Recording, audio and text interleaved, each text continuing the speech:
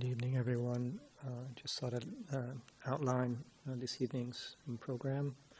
So we'll begin with some traditional chanting, and then a period of sitting meditation until about 8:30.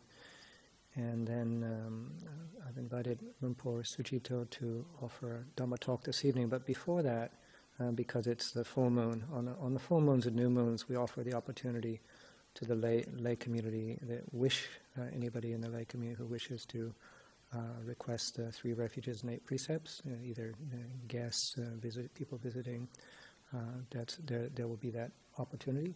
And so we'll take a little pause after the sitting meditation, and then if people wish to do that, then somehow make yourself known, and we'll see how it goes. So, okay.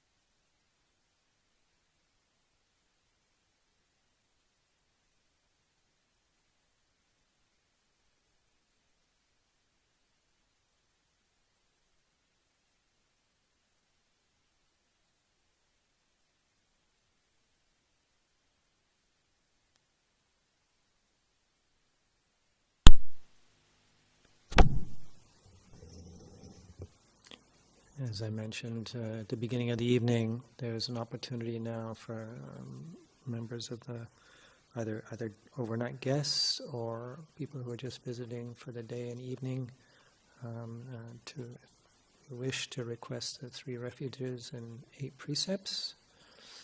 And if this is the first time you've heard of this or seen this, when you wish to do it, just to put it into context, that it's just from now until dawn tomorrow morning. So picking up these precepts, and because they do involve renunciant precepts, and for instance, refraining from eating at this time of day till dawn, celibacy, refraining from entertainments, things like that, overindulging in sleep. So this begins in the chanting book. It's in the dark brown volume, and it begins on page 131. And there's 3 different formats written down, and this is the top one, and this is a group from a monk. And so the Pali is Mayang Bante. There's different forms. And so people that are more familiar with this maybe have a little bit more voice, and if people wishing to join in or who are less familiar, maybe just hold back just a little bit and let the people that are more familiar lead this. Okay. So, and traditionally it begins with 3 bows, so if people are comfortable with that. So, when you're ready. So.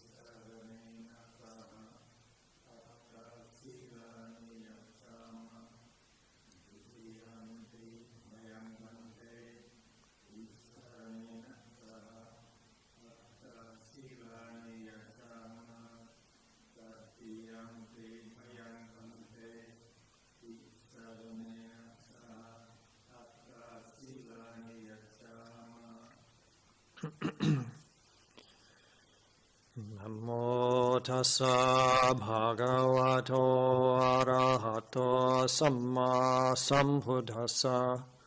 Namo tassa bhagavato arahato samma sambuddhassa. Namo tassa bhagavato arahato samma sambuddhassa.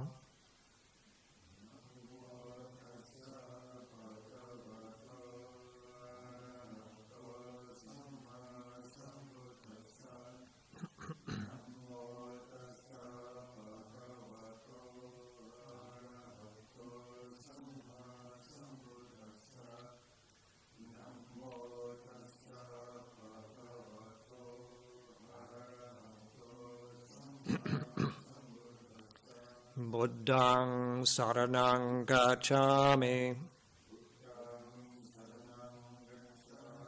Dhammaṃ saraṇaṃ gacchāmi, Saṅghāṃ saraṇaṃ gacchāmi, Dutiyampi Buddhaṃ saraṇaṃ gacchāmi, Dutiyampi Dhammaṃ saraṇaṃ gacchāmi, Dutiyampi Saṅghāṃ saraṇaṃ gacchāmi,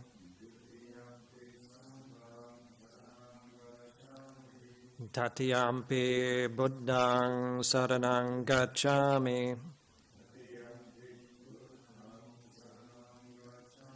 Tatiyampi Dhammaṃ saraṇaṃ gacchāmi,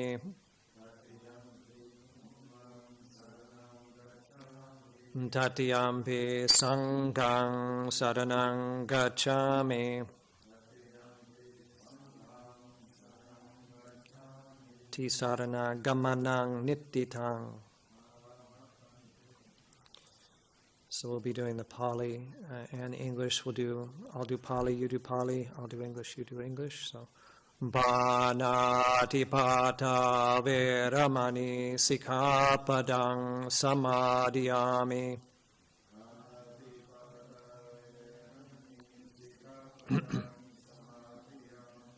I undertake the precept to refrain from taking the life of any living creature.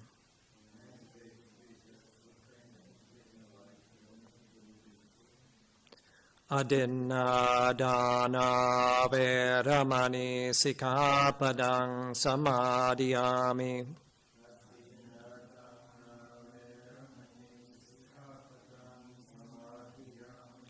I undertake the precept to refrain from taking that which is not given.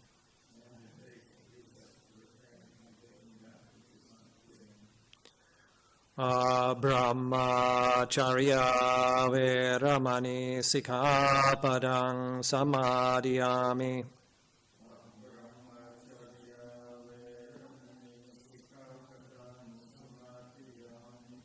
I undertake the precept to refrain from any intentional sexual activity.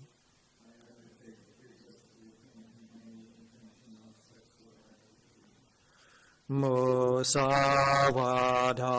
veramani sikkhapadang samadhiyami.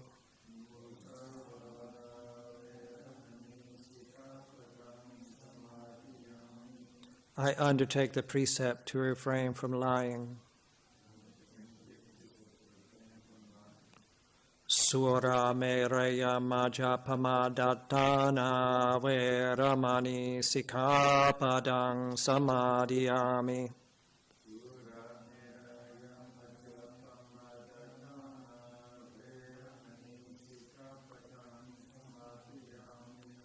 I undertake the precept to refrain from consuming intoxicating drink and drugs that lead to carelessness.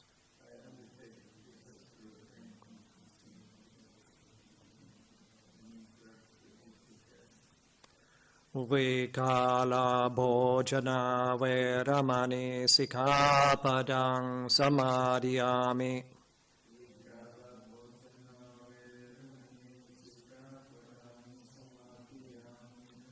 I undertake the precept to refrain from eating at inappropriate times.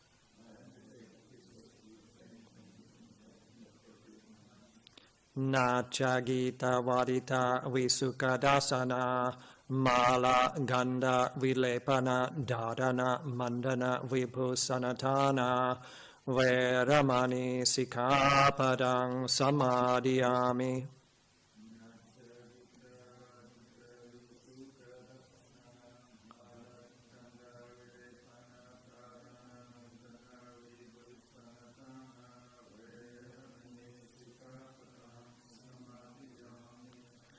I undertake the precept to refrain from entertainment, beautification, and adornment.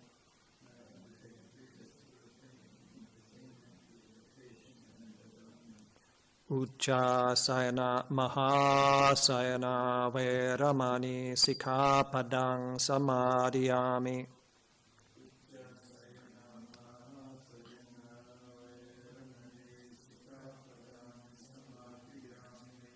I undertake the precept to refrain from lying on a high or luxurious sleeping place.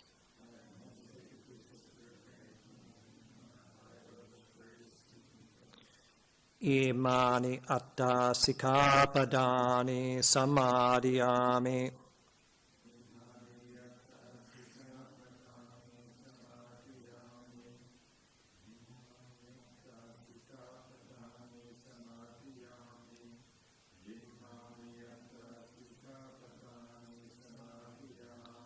Imani atta sikkhapadani silena sukatinyanti silena bhoga sampada silena niputinyanti tasama silang visotaye.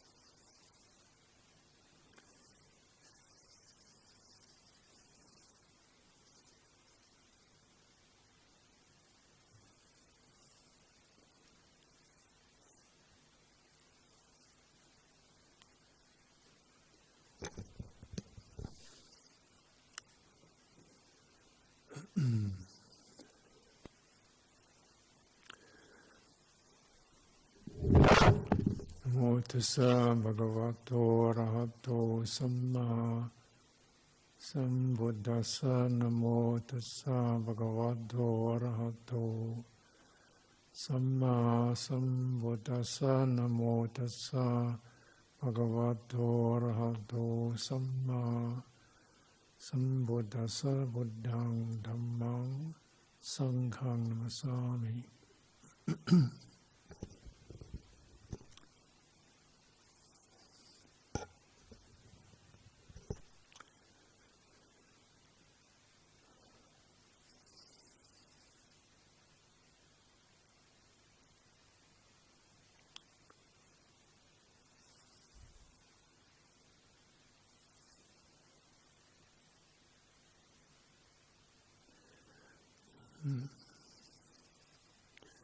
People need purpose. We need purpose. To really come into our lives, to connect to it, to feel engaged, to feel present, to feel we're not just waiting at a bus stop, letting the things roll by. We're actually going to get on something. And learn something from it. There's no engagement, no motivation, no purpose. There's no learning, no cultivation. And although often in Dhamma practice we're trying to learn how to calm and cool and soothe and take pressure off, that's true, but it's really just to come into balance. It's not we're not just here to kind of chill. In fact, to come into balance requires quite a lot of subtle effort, and to maintain it takes effort. But it's the effort which is, when you're coming into balance, then unnecessary effort falls away. It's rather like when you find you're working on your bodily posture. So the aim of sitting meditation, or any of these postures, is to just use just enough to sustain the upright position and relax everything else. So when you're doing sitting meditation, generally this means it's going to be your lower back. And that is the main area that supports the upright position. And get that right, the spine is coming up straight, balanced. It's not a straight line, but it's coming up without being fully supported. Another area you might put some effort into just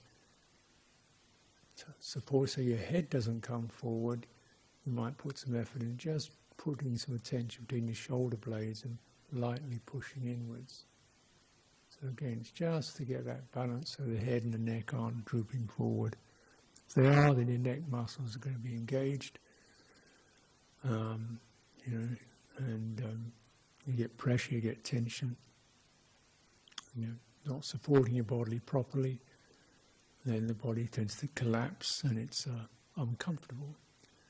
But the aim of balance is to just use that which you need, then switch off face, hands, arms, chest, fingers. Really realize how many muscles there are. They're just on kind of yellow alert. A lot of the face is just kind of slightly tense or active around the eyes.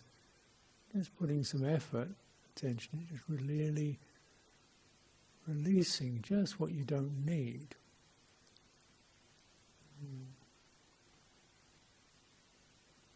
And then what happens is the energy which is in those areas is released and you feel quite calm. So your energy is not agitated, but you're not sleepy either. This is a knack of meditative balance. We bring that into the body. You can do the same thing standing or walking, just what you need. And you realize how much extra is going on. You know, eyes are gripped, mouth is tight, fingers are knotted, stomach slightly held. You know, and some areas have just gone numb, back has gone. We lost it altogether. So then we go out of balance. And what happens is when the system goes out of balance, unbalanced moods, unbalanced emotions, unbalanced thoughts, we get obsessive, preoccupied, dull, broody, driven, because we're not finding that sense of energies held steadily, so there's that tremendous open space that occurs when unnecessary energy is released. It just rests into something open and spacious. This is the beauty of meditative practice. Yeah.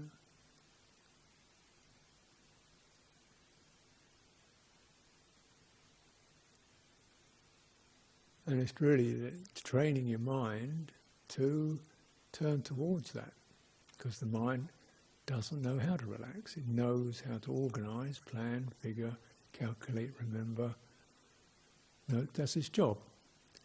It needs to be trained to just turn towards this, listen to this. So again, it helps the mind to find balance, which it finds very difficult to do on its own. You realise, oh, that's not necessary, that's tomorrow, that's irrelevant, that's just a detail. You know, only you get a pruning of the mental activations. And there's a certain emotional release that occurs with that. We feel a bit lighter, buoyant.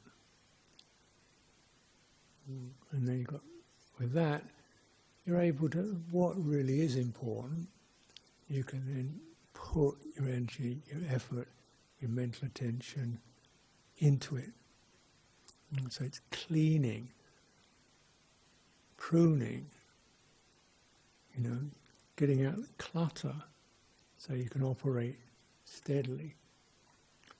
So that kind of rallying of effort, the proper cultivation, balanced effort, means that we get mental balance, and then we see really what important needs to be done or we need to focus on, and you've got that collected effort and energy to attend to it.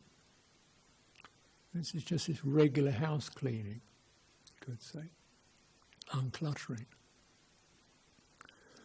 And it becomes, you know, a pressing concern because there's a huge amount of clutter or a huge amount of data that we pick up through the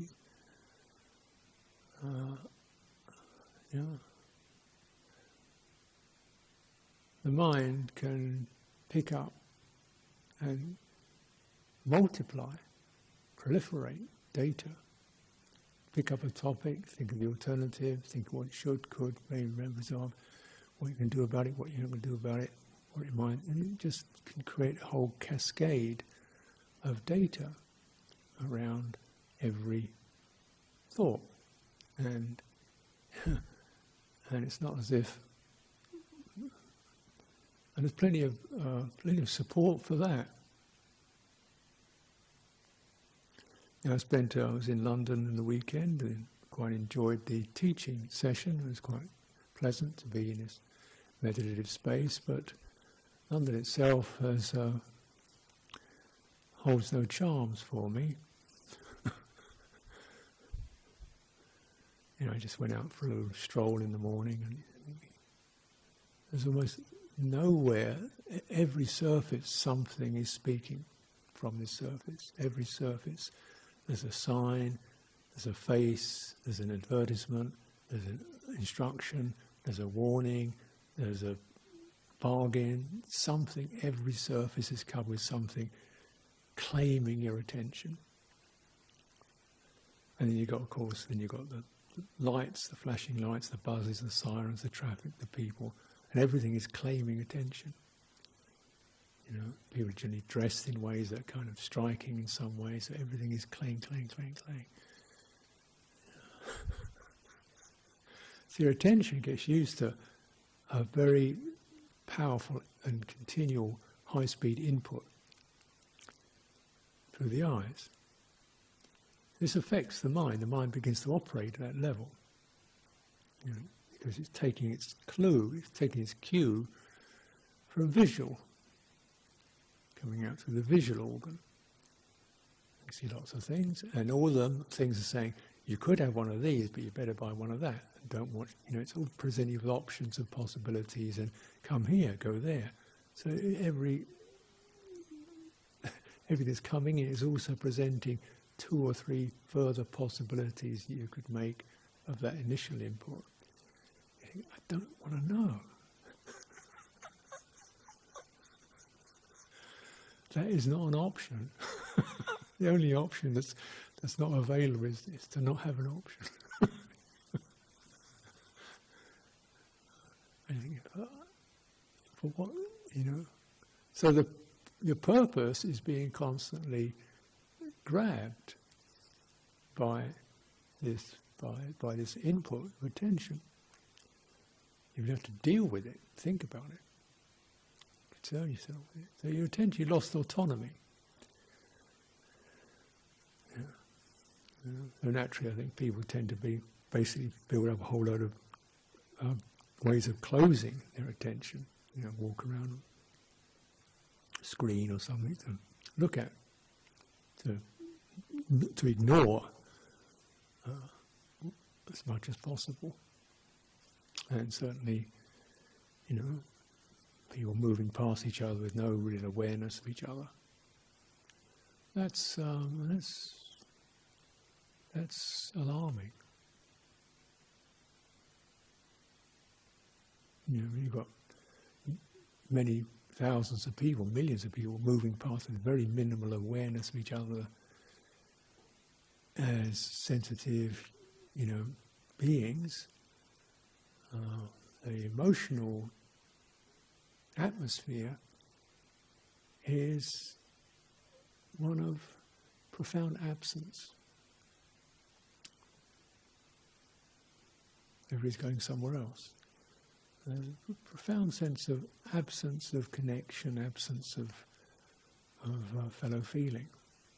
I mean, it's not that people are necessarily unpleasant, but that's the whole induction of the culture, to be in your own headspace with ideas and plans.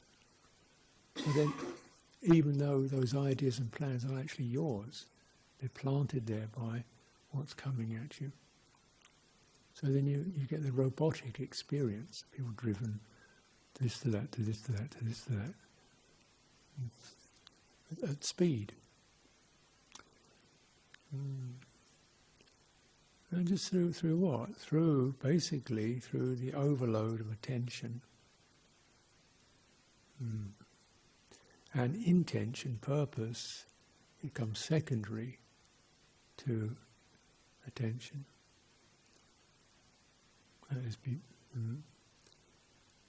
So attention, the topics of attention direct your intentions, your sense of what you're going to do.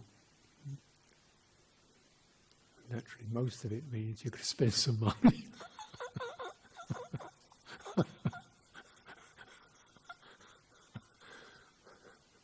And it often means you're going to move fast. And but.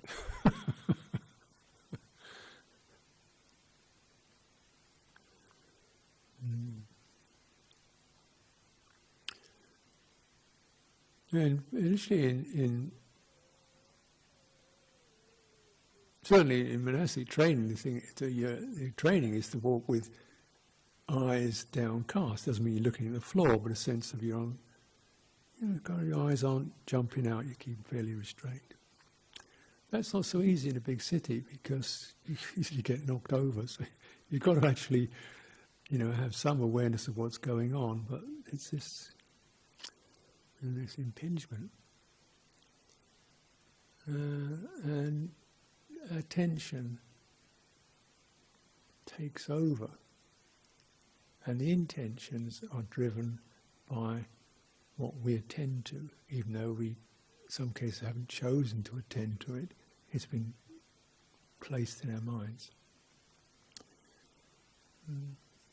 And actually, in the Buddha's Eightfold Path, which also has a sense of purpose, it's a wheel, so a sense of something is going somewhere, it's turning, it's moving through various factors, it's not and it's got some sense of there is progress.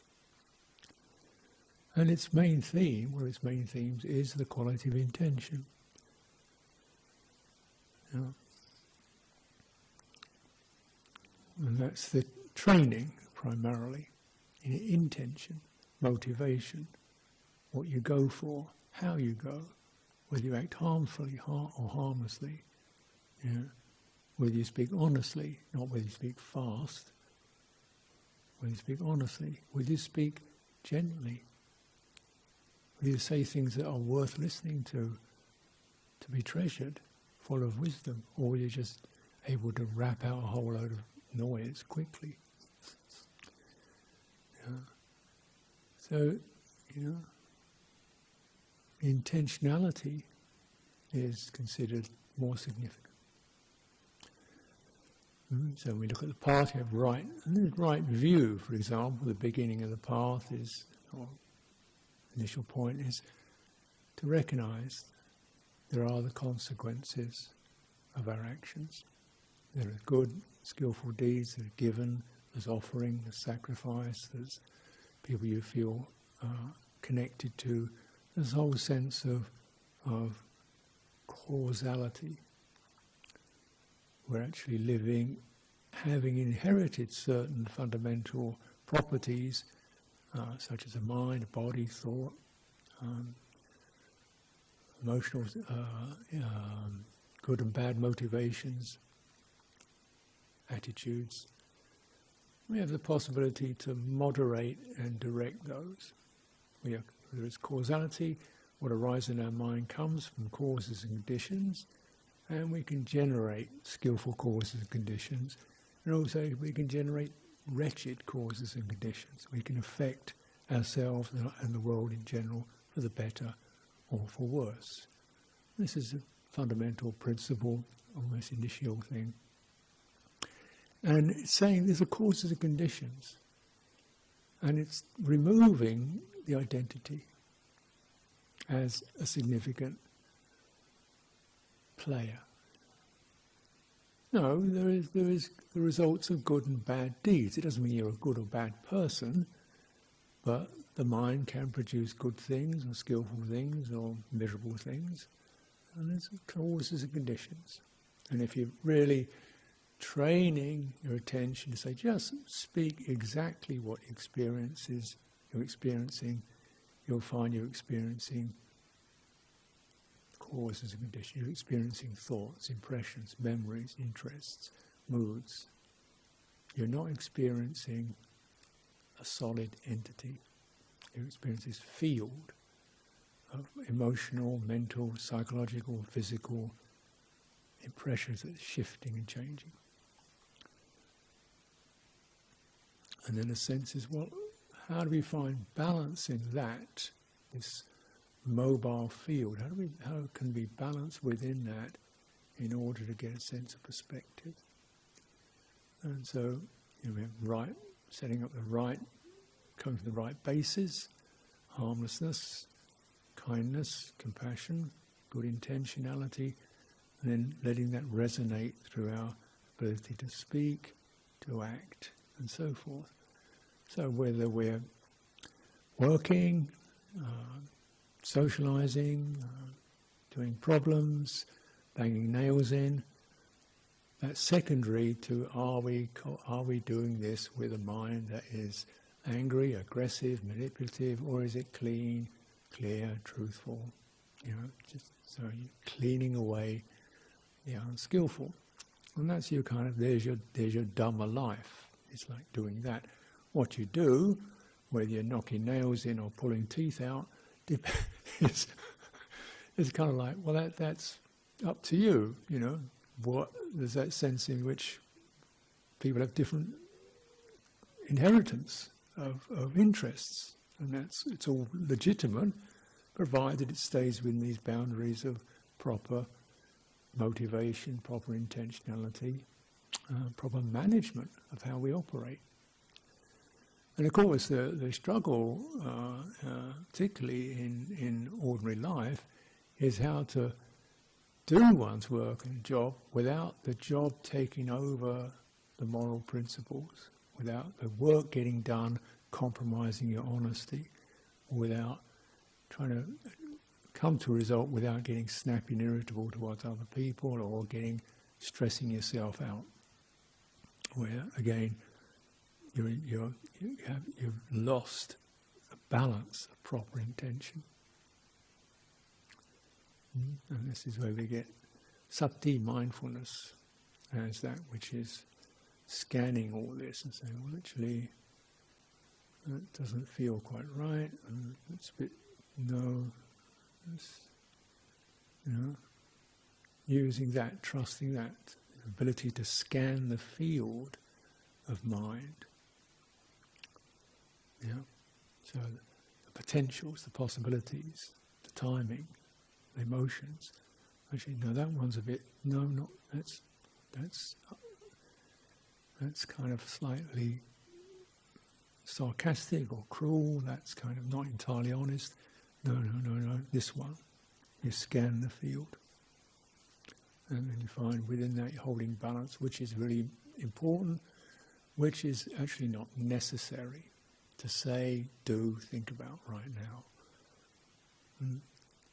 So both what's skillful, what's unskillful, and what's just surplus. And that way you've particularly got to clean away the surpluses, because the mind finds it very attractive to have more and more information, more and more thoughts, more and more data. That will make us more effective. We have all the thoughts. And at a certain point, it just gets clogged. And we lose some emotional calm, clarity, kindness. Not because we're bad people. There's no people in this. It's just the nature of causes and conditions. If you add too much of this, you lose some of that. Any of us.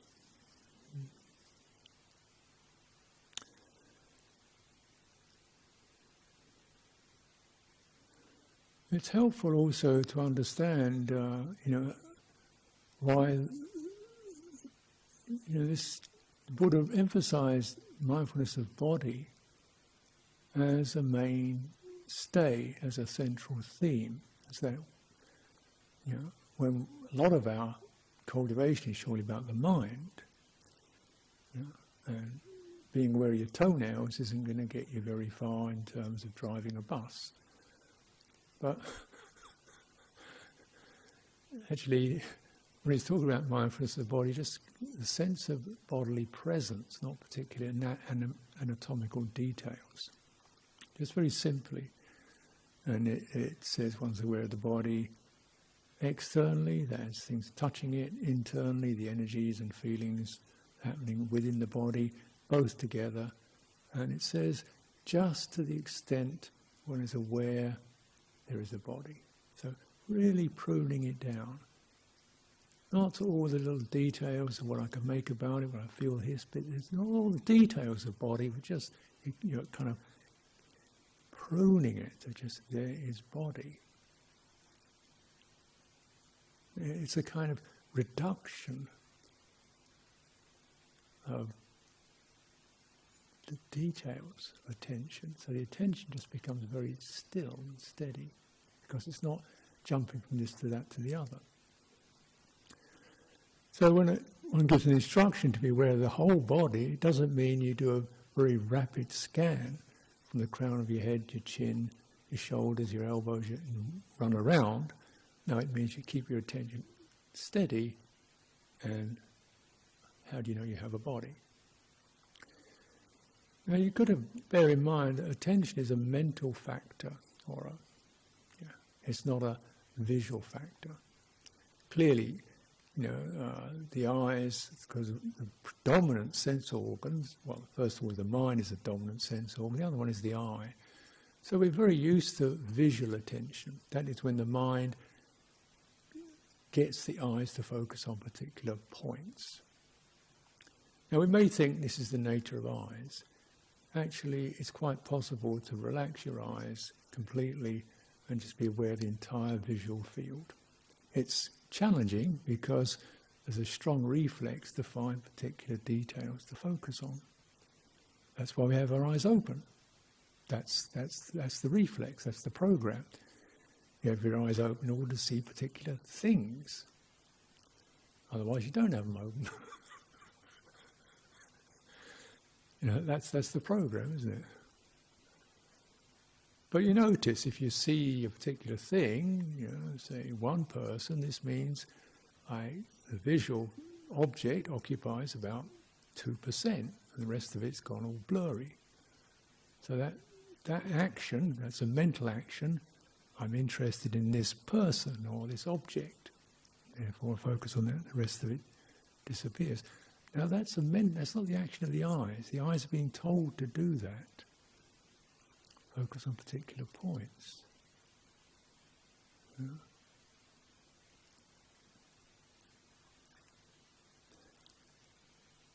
And that becomes, because that's our dominant sense organ, human beings, primarily it's the mind and the eye are the leaders of our lives. We're visual creatures.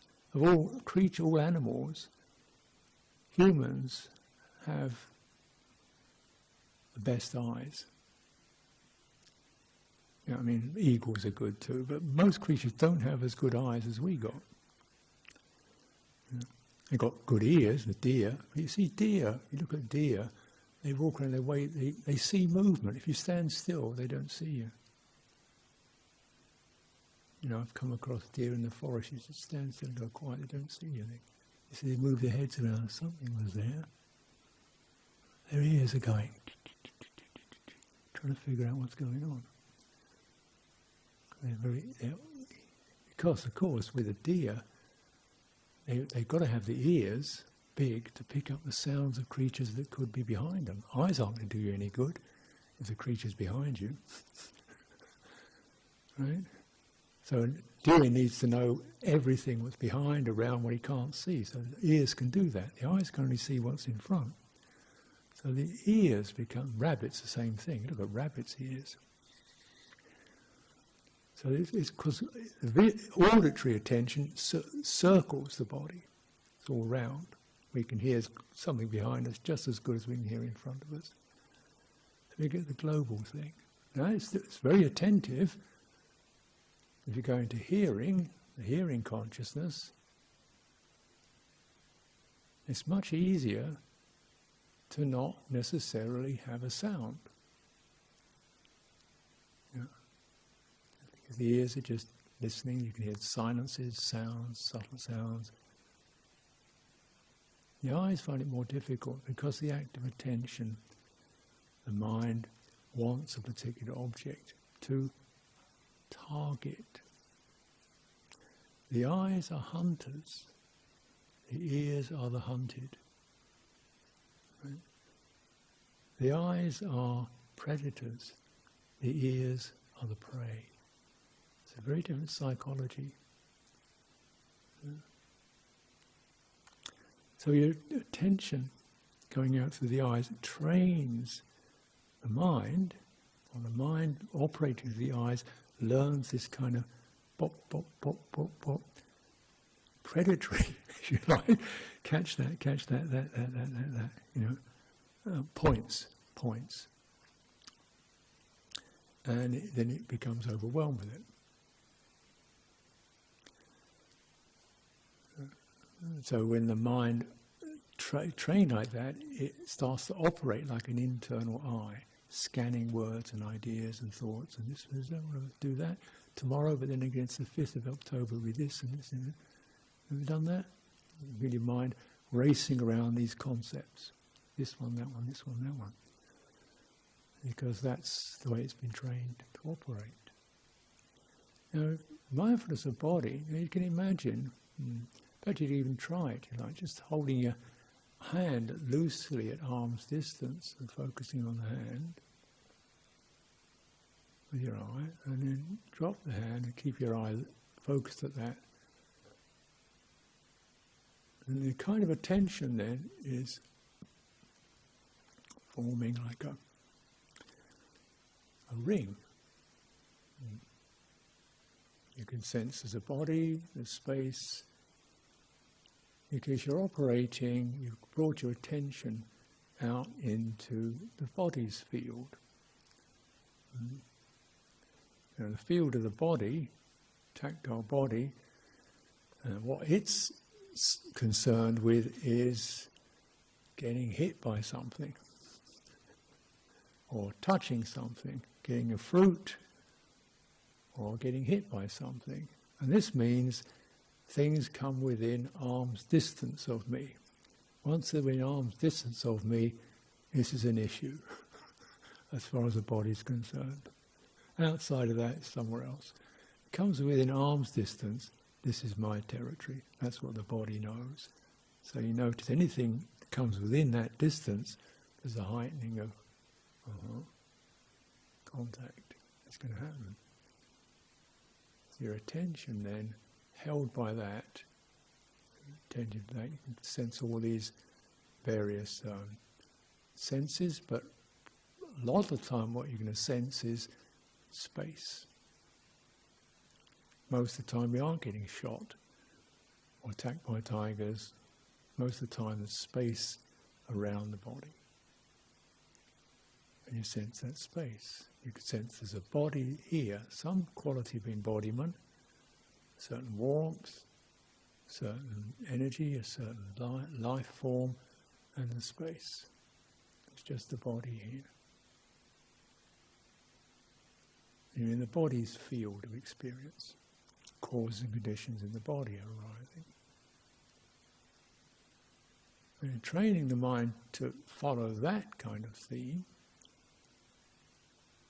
that mode of attention, because then the mind that's learnt to do that has learnt how to, what's actually my concern and what's beyond my concern.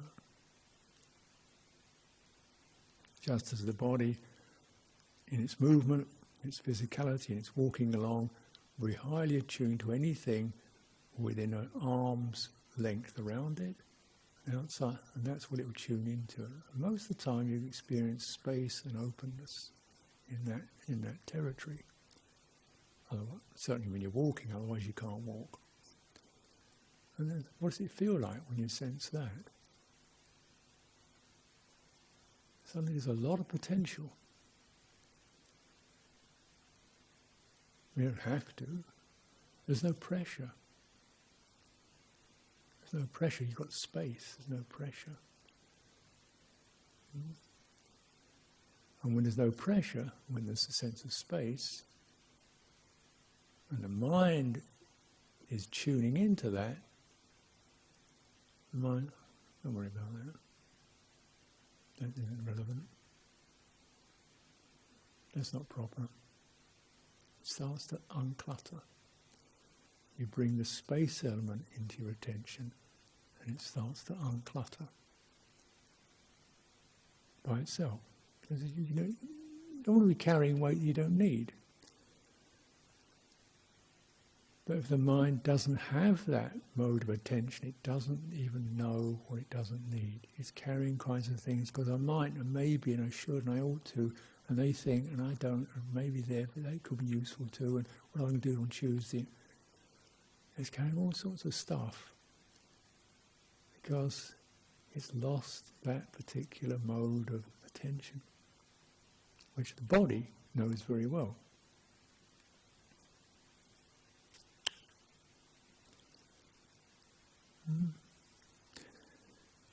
Now, if we go to, say, commonly closer, so you're reading a book or looking at a screen, then you've moved within the body's field and you're in the mind's field. Right? Now it's just thoughts and ideas. And you bring your attention closer, you find a certain intensification occurs. The sense of space is reduced, and there's more activation, less space.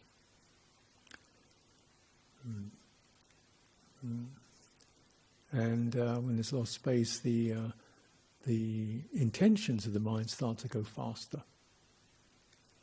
So you notice, particularly when people have got presenting ideas, discussion groups, they've been reading a paper, they're rattling this thing off. They're really into what their topic is, and they've got this data, rattling it off. There's an energy there, and it's quite fast, and it's high speed, and it's fairly pressurized, and you're listening to it going, at least I am.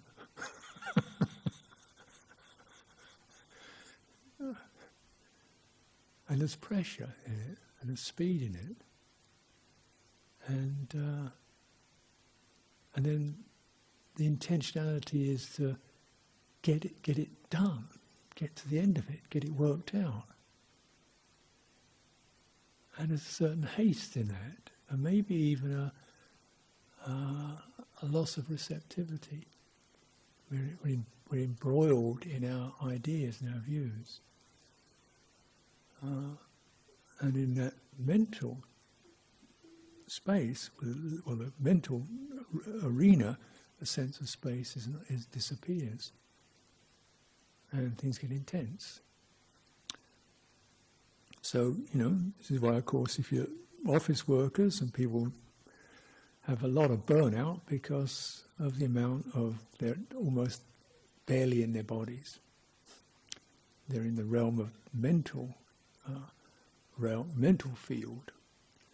Mental field, unlike the bodily field, doesn't have space in it. Body field always has some space in it, because that's its nature. Its nature is to be aware of what's going on around it. Mental field is to tell you what's going on.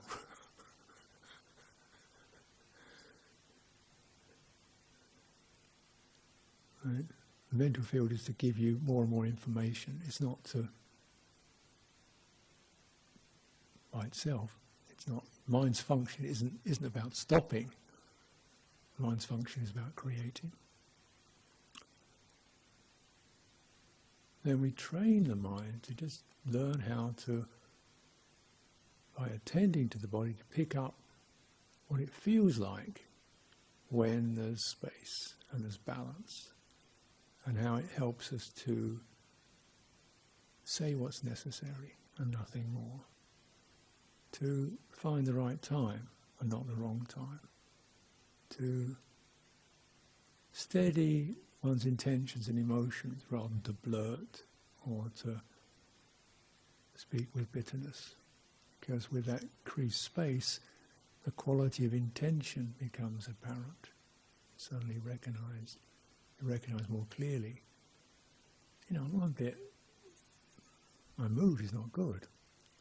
I'm anxious, I'm pressurized. Oh, let's just relax that. Because this causes harm. And it causes harm, and we don't even know it.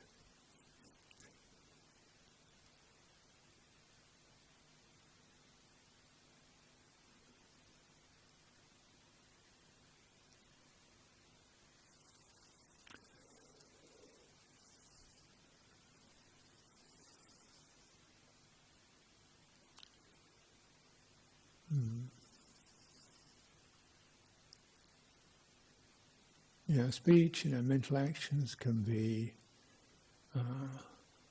browbeating, intensive, and we don't really know it because if the space is lost, we're not aware of the quality of energy and the emotional presence that's there. It becomes buried under the amount of data that we're handling. And how much is really necessary. So using that quality of attention that embodiment can bring you in order to prune, to moderate what's important, what's necessary, to listen as one speaks. This proper establishment of vitaka vichara, you bring up a concept, an idea, and you also, how is that? What's the feeling associated with that? So then things are in balance. So our purpose,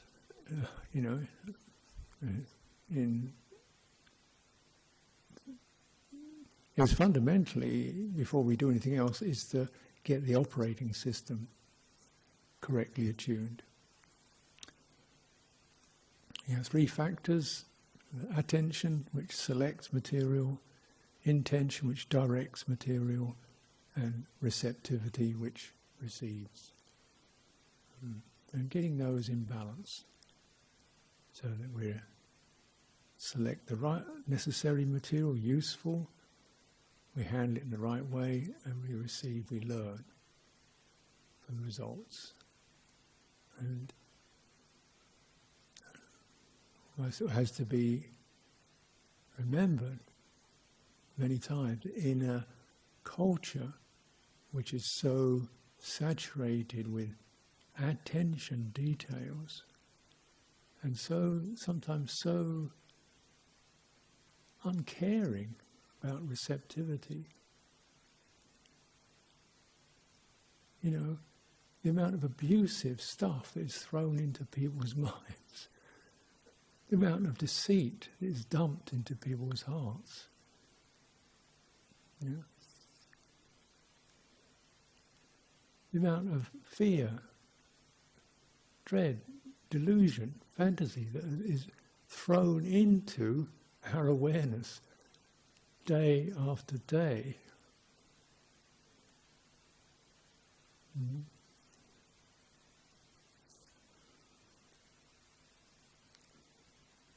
With no,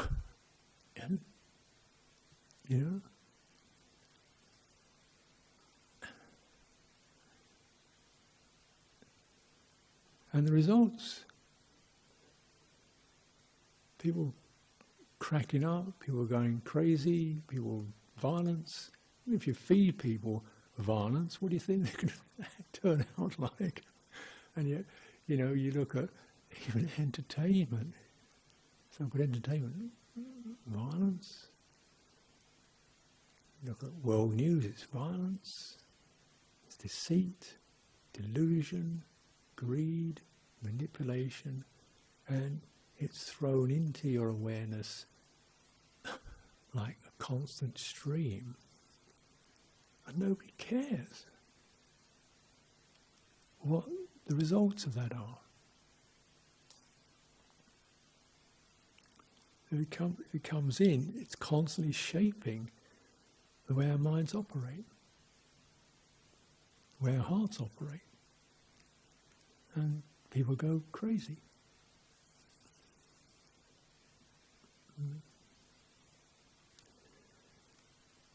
Therefore, it's so important to realize you have this quality of attention which can be captured by anything and by stimulation, and is constantly being, potentially being stuff thrown at it, which will then go into your receptivity. To learn how to deselect, say, not necessary, not needed, not now, and to function like that, and to, whenever you can, just to come into what's it feel like when you're walking a body, the space in front of you. Watch your back. Just maintaining that circle of attention. You're in your space. Yeah. And feeling the presence of a body there. Not because you can absorb it into particular detail, but just as a kind of a tonal marker. The ground, firmness of the body, space around you. Yeah. And as you walk, what do you need now? What's necessary now? And holding that kind of quality of attention, that focus, it's easy to drop material. Well, this is everyday life. So, for example, I'm walking from my kuti to the kitchen. The aim in walking from the kuti, obviously, is I want to go to the office, I want to do something or other. But actually, training oneself to walk from the office, from the kuti, step at a time, not going necessarily slowly, but just holding that space, like you've got a hoop around you that you're holding, like you're carrying a hoop, walking along. The kitchen will arrive sooner or later. I don't have to think about the kitchen now because I'm going to get there. I'll deal with it when I get there. I don't have to think about the office until I get there. But I do have to hold this kind of awareness, because if I don't do that, it seems unnecessary, but this is my shield, this is my guard, this is my protector. If I don't hold this, I'm going to find myself absorbed in all kinds of plans and thoughts and ideas and memories and so forth, and I'm going to lose balance. We're walking a tightrope. You know? But it needn't be tense. It can be just poised. And then there's that lovely sense in which you're poised, there's possibilities, you're waiting for what arises, what seems important, and a lot of you is relaxed. A lot of you is relaxed because the most important thing is to maintain the balance. That means not that, not that, not that. Most of you are relaxed. Just what's necessary. Just what's necessary. And trusting that.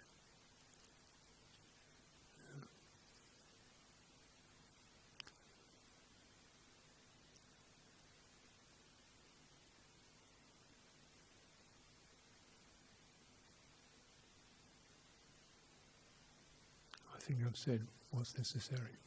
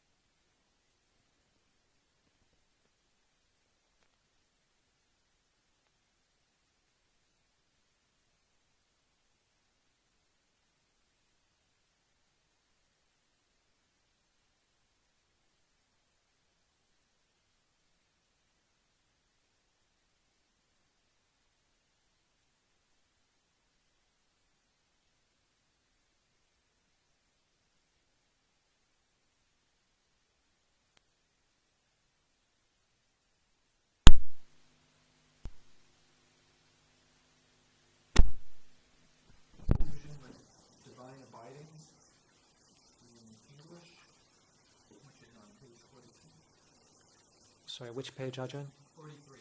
Page 43, Suffusion with Divine Abidings.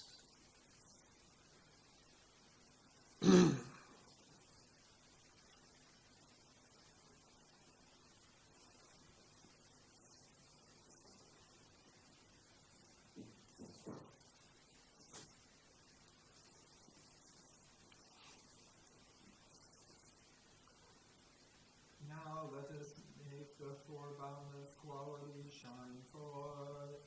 I will abide, pervading one quarter, with a heart imbued with loving kindness.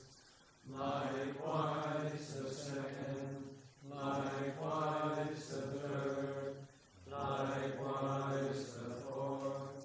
So above and below, around and everywhere, and to all as to myself, I would abide, pervading the all-encompassing world, with a heart imbued with loving kindness, abundant, exalted, immeasurable, without hostility and without ill will.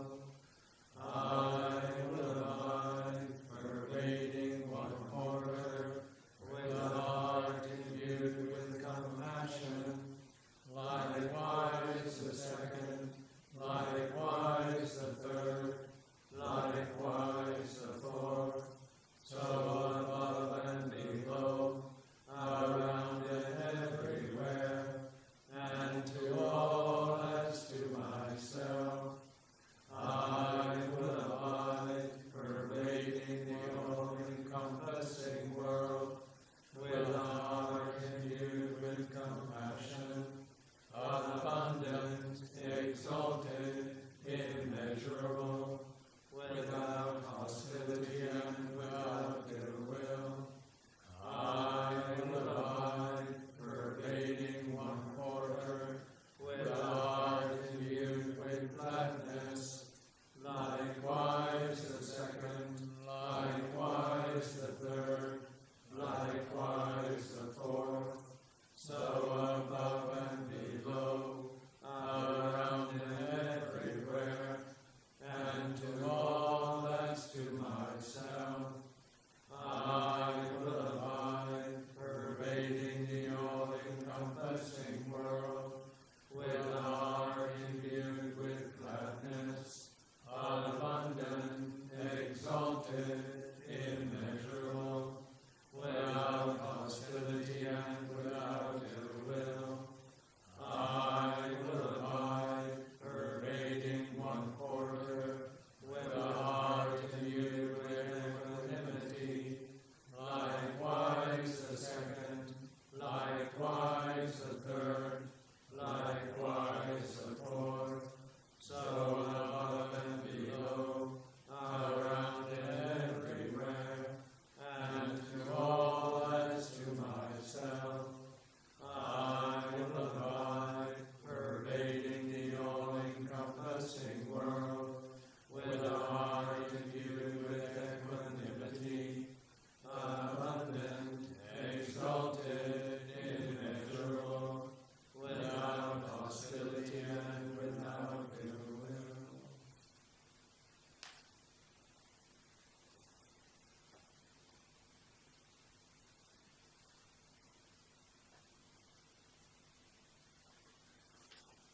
Closing alms.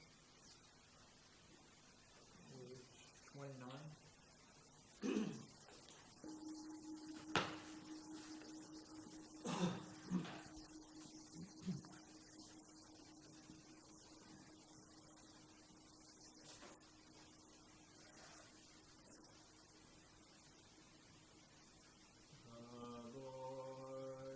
The perfectly enlightened and blessed one, I render homage to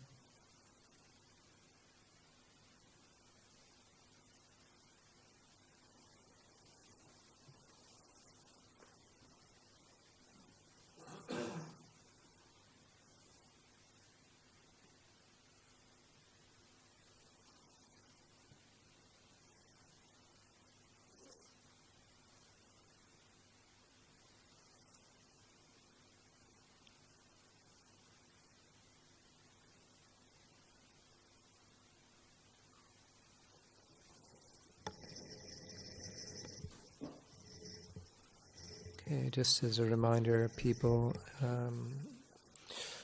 that there's no morning puja tomorrow morning. The day begins with chores at 6:15.